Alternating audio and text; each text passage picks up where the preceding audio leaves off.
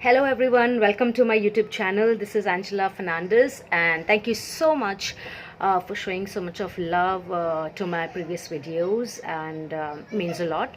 So today I'm going to talk about a very common topic which most of the people are aware about, but many of them do not know how to channelize that topic in a proper direction. So I'm going to tell you a few points how you can channelize this thing in a proper direction to achieve your goals in life. But before I start with it, let me start this topic with a small motivational line for you today. So the line goes like this: your greatest moments does not come from your greatest moments. Your greatest moments comes from your greatest defeats and your greatest failures. So the topic for today is called as attitude. Yes, it's a very common topic, but let me tell you how you can channelize your attitude towards your career goals, towards your life goals, towards any task you set. So my first point today would be that when you define your attitude, you should also you should always have a learning approach. When you have an attitude towards something, show your learning approach towards your task. Say for example, you've given something and you're very enthusiastic, but you have your attitude towards it should be of learning, how you can learn new things, define new things in a learning way. So my first point would be a learning approach. My second point would be that belief. Now what happens is, when you have an attitude towards something, and you're putting your soul and your heart on something, but you do not believe it already that is going to happen. So what happens is, it does not give you a result that you are expected out of it. So belief is my second point, that if you are channelizing your attitude somewhere in a direction, you need to believe in that whatever things you are doing, you will achieve it. My third point would be that setting your goals high. Now, I'll give you a very small example about it. Now, what happened is, say for example, you've got a task from the company, and let's rate the task of in a scale of 100%.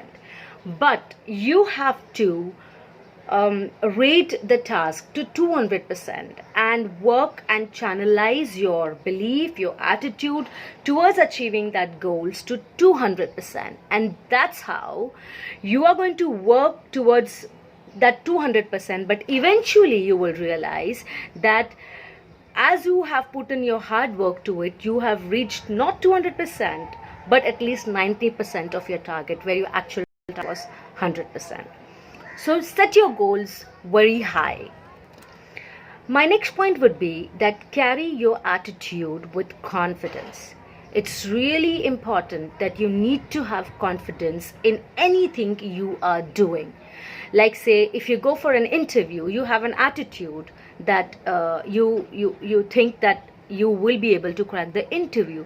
But at the same time, if you do not have a confidence to deliver that interview in a proper way that the interviewer expects you from, it is not going to give you any result. So whatever you are doing, channelize your attitude, channelize your confidence, channelize your belief to drive the result out of your attitude. It should give you a result. My last point would be that it's not only positive attitude is important, it's very, very important to also have a negative attitude. How? I'm going to tell you today. Say no to procrastinations. Say no to what hurts you. Say no to what makes you unhealthy. Say no to people who says no to you, that you cannot do these things. Say no to them. That's the kind of attitude you should carry in your life to achieve your desired results and to reach to a certain level in your life. And my last thing, before I end up this video, my last thing I would like to end up is by giving you a small example, which I think will make a difference in understanding on how you approach attitude towards your life. Now, wherever I have seen, wherever I read, I've seen that attitude is always associated with an animal called lion.